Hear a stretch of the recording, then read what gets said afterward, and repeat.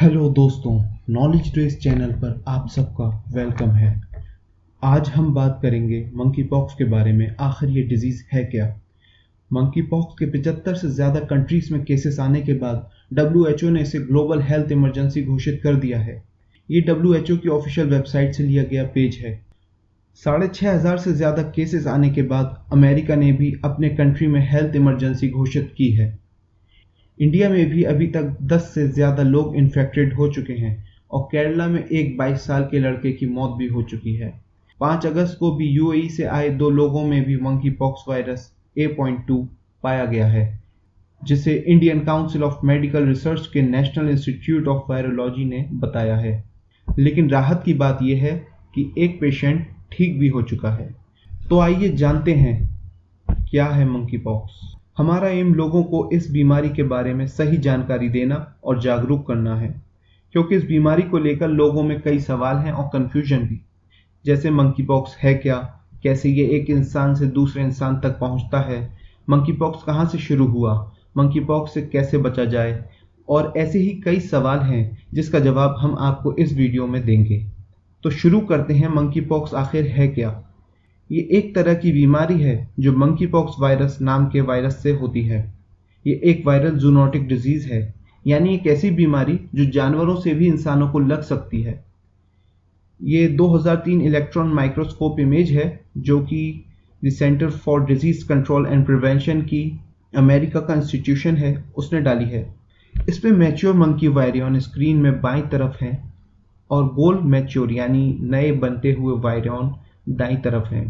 ये एक ऐसे इंसान की खाल से लिया गया है। प्रेरीज आउटब्रेक जो 2003 में हुआ था उसमें इन्फेक्टेड था, जो कि अमेरिका में हुआ था। अब जानते हैं इसके सिम्टम्स। इसके आम सिम्टम्स हैं बुखार, सर दर्द, पीठ दर्द, मांसपेशियों में दर्द, कमजोरी लगना और swollen lymph nodes. Lymph nodes human के कान के नीचे होते हैं और इसमें स्वेलिंग आ जाती है। वैसे स्वेलिंग आने के और भी कई कारण हो सकते हैं। इसके बाद रैश डेवलप होते हैं जो 2-3 हफ्ते तक रहते हैं। ये रैश मुंह पर, हाथ पैर की हथेलियों पर, आंख, गले, होंठों, गुप्तांग और बॉडी के दूसरे हिस्सों में भी हो सकते हैं। रैश पहले फ्लैट होते हैं, फिर इसमें लिक्विड पदार्थ बनने लगता है और फिर ये फूट जाते हैं और फिर सूख जाते हैं और फिर उसके नीचे नई खाल उगने लगती है। तो आखिर इस बीमारी को मंकी पॉक्स ही क्यों कहते हैं? क्योंकि ये सबसे पहले 1958 में बंदरों की कॉलोनी में पाई गई थी और इन बंदरों को रिसर्च करने के लिए रखा गया था और 1978 में जाके पहली बार ये इंसानों में पाई गई। इसी वजह से इसको मंकी पॉक्स कहते हैं। अगर हम बात करें इस बीमारी के शुरू होने की, तो सबसे पहले ये सेंट्रल और वेस्ट अफ्रीका में ट्रॉपिकल रेन फॉरेस्ट में पाई गई थी। फिर ये शहरी इलाकों में ज़्यादा फैलने लगी। फिर भी ये डिजीज़ 2003 तक सिर्फ सेंट्रल और वेस्ट अफ्रीका तक ही सीमित थी, लेकिन 2003 में ये मंकी पॉक्स अमेरिका में भी फैलना शुरू हो गया। बाद में पता चला ये प्रेरी डॉग से फैला था। फिर इन प्रेरी डॉग से ये डिजीज़ उनके मालिकों को लगी और फिर और लोगों में फैल गई। ये सारे प्रेरी डॉग अफ्रीका के गाना से अमेरिका एक्सपोर्ट हुए थे।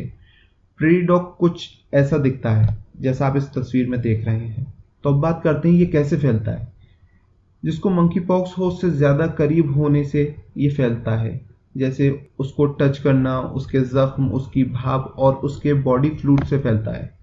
दूसरा, ये उन चीज़ों से भी फैलता है जिसमें वायरस हो, जैसे वही टॉवल्स, कपड़े या बेड का यूज़ करना जो मंकी पॉक्स पेशेंट यूज़ कर रहा हो। अगर बात करें लोगों के सख्त बीमार होने या इससे मरने की, तो ज़्यादातर केसेस में ये बीमारी ठीक हो जाती है, लेकिन कुछ केसेस में सीरियस बीमार भी हो सकते हैं।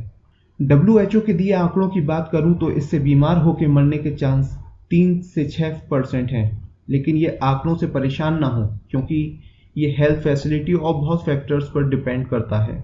ज़्यादा खतरा इससे कुछ लोगों को है, जैसे जो लोग क्लोज कांटेक्ट में आए हों ऐसे पेशेंट के जिन्हें मंकी पॉक्स है, या फिर उनके साथ ही रहते हों, नवजात शिशु को, छोटे बच्चों को, प्रेग्नेंट लेडीज़ को, या फिर वो लोग जिनकी इम्यूनिटी काफ़ी वीक हो। इससे बचने के लिए हमें क्या करना चाहिए? जिन्हें मंकी पॉक्स हो या होने के चांसेस हों, उन लोगों से दूरी से मिलें। जहाँ पर इन्फेक्शन हो उस जगह को साफ रखें, और अगर किसी को एहसास हो जाए कि उसे मंकी पॉक्स है तो उसे चाहिए वो खुद को और लोगों से अलग कर ले और किसी से क्लोज कांटेक्ट नहीं बनाए, और जब तक उसके जख्म भर न जाए और नई खाल ना आ जाए तब तक किसी से ना मिले। और सबसे ज़रूरी, लोगों को इसके बारे में बताएं जिससे ये और न फैले।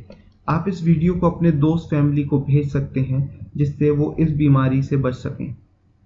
एक और ज़रूरी सवाल, क्या ये कोरोना की तरह फैलता है?